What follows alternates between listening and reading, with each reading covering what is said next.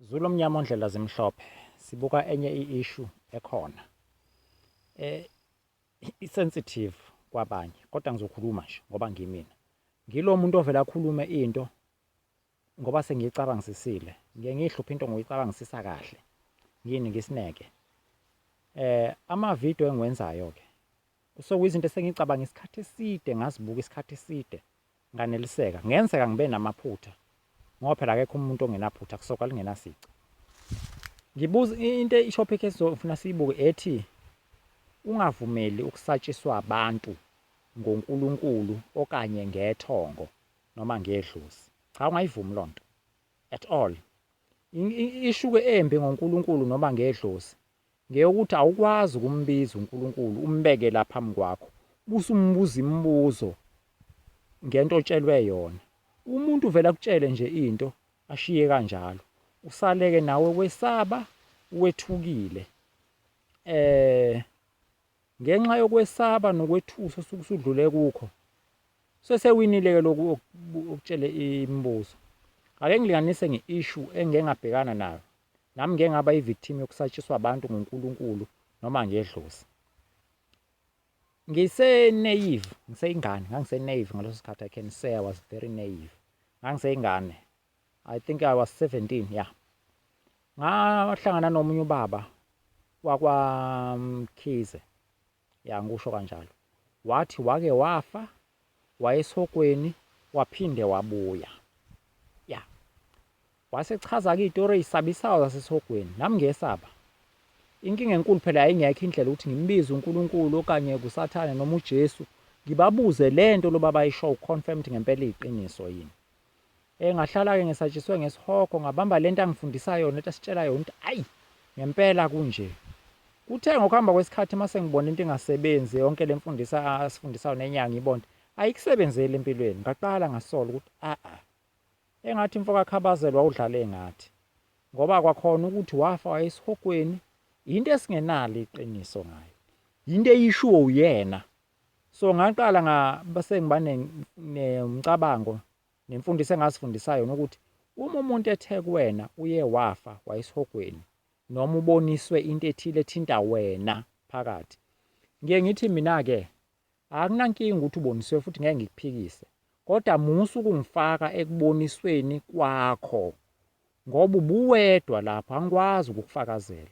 So angifuni ukuyithuka sengingena entweni ezoba ne-cost noma ezoba ne-impact ebengayihlelile empilweni ngenxa yokuthi wena uye waboniswa into thizeni kwase ufaka mina phakathi.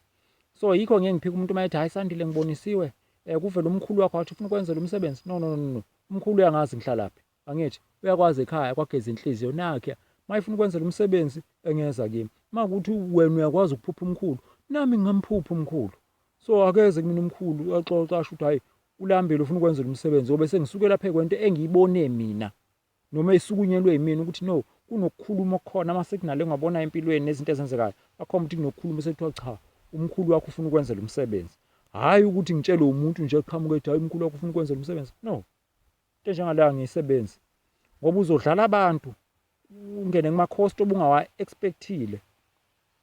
Bese kuba enye into-ke yokuthi uma usatshiswa ngedlozi nangethongo ungagcina uchithekelwe ngokukhona ngokungekho ngenxa yomuntu oqamba amanga wathi kanjalo. Ake ngilinganise, abantu abaningi bayasaba ukusatshiswa ngedlozi ngoba uyehamba umuntu eyohlola bese kuthiwa hhayi wegogo ngoba usuhlolile la afuna udla amagobongo. Angawubuza umbuzo o-critical, ubani kuleli lamadlozi engihamba nawo odla amagobongo? Awani amagobongo engizowadla? Kungani kufanele ngidle amagobongo? Yonke lo nto ungangakubuzi. Kuyingozi uvele usukeleke usungene egobongweni, awazi ukuthi ungene egobongweni lani, linamuphi umphumela, uzogcina laphi naye egobongo. Usungene egobongweni usudla amagobongo. Kube enye into esengeke ngiyi-observe ey'nsukwini ezedlule, ake ngithi eminyakeni edlule, kuke kwavela umfundisi thizeni waseNigeria. Angisho ukuthi abefundisi baseNigeria bathembekile. Waqala kwenza ividiyo ayiphosta ku-YouTube esechaza ukuthi wathelele kusho ukuthi umoya ingcwele wamthatha wamkhombisa esihogweni. Useyakhuluma-ke ngento ayishoyo uthi wayekhuluma ngetayela zocansi engakufaka esogweni. Uyasho ukuthi mawenza nge-dog style ngeke ulingene izulu, kwenza i-oral sex, all the stuff.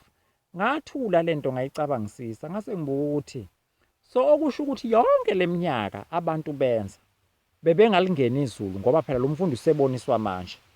So kufanele sicabangisise sibuke ukuthi uma umuntu yena into engayithandi noma kuwukuthi ithongo lakhe yena lonto aliyithandi, akamusi ukusifaka sonke sibe mdibi munye kulonto.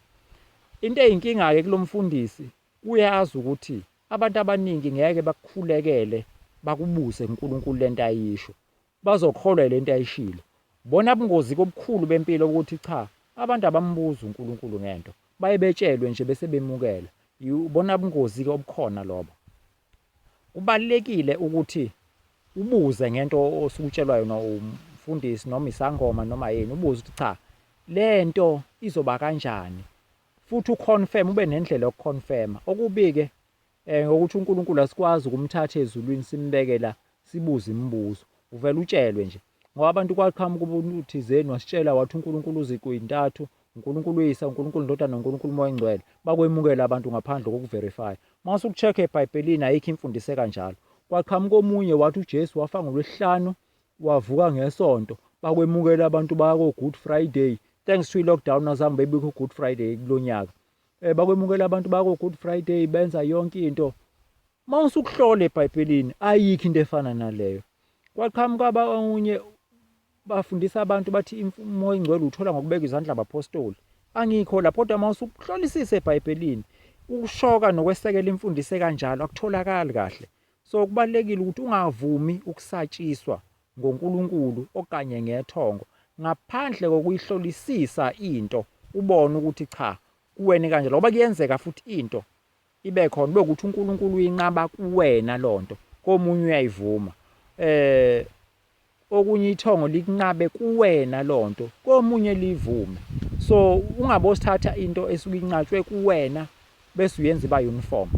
Angilinganise mangathiwa sosebenza uNkulunkulu ngendlela eyuniform, kuzoba inkinga. Singagcina siyinto eyi-copycat ekopishwayo nozofuna ukugangagange ngakho. Uma ubuka uNkulunkulu kuyenzeka umuntu amnike enye into, omunye umuntu amnqabele into. Hhayi ngilinganise, uMose ubesebenza ngenduku, thatha induku enza imanga, kodwa uNkulunkulu akazange asho ukuthi wonke umuntu useyosebenza ngenduku, cha. Mayesefika kuJoshua uthi wena Joshua noma phi la uzohamba khona, phatha umphongo lwesivumelwano. Kufanele uJoshua kuwele iJordani, uze amanzi eJordani ame, akasho ngithatha induku la iphethwe uMose ukhomba amanzi eJordani ame. Uthi ngena nabapristi bangene nomphongo lwesivumelwano bese kunqamuka amanzi angabe sagobhoza bese beyaqala bayawela. So noma phela uJoshua besebenza khona besebenza umphongo lwesivumelwano. So izinto ezikanjalo kufanele uzibuke ubone ukuthi uNkulunkulu asebenzi ngephethini eyodwa. Kuyenzeka komunye ayinqabe into athi wena ungakwenzi ukuthi, kepha omunye akakwenza. Ngizokulinganisela, ukuganwa into enhle noNkulunkulu uyaku-approve. Ngale ndlela ukuthi mayik-approve uzabeke nemithetho eqondene nokuganana. Kepha mase siya kuJeremiya, uyamtshela umprofeti uJeremiya uthi Jeremiya, ungalokothi uthatha umfazi kule ndawo, umadodakazi ale ndawo ungathathi imfazi, hlala uyimpohlo. So komunye uyakuvuma ukuganwa, komunye uyakunqaba. Musa ukutshelwa umuntu usatshiswa umuntu ngoNkulunkulu noma ngethongo athi hayi kukanje wonke umuntu, ngoba uzogcina ulandela izinto ezokulahlekisela noma ezingakusebenzeli wena. Asibonge indlu yakwethu. Yimi lo Indlondlo eshaya imfengwane. Kunjalo nje.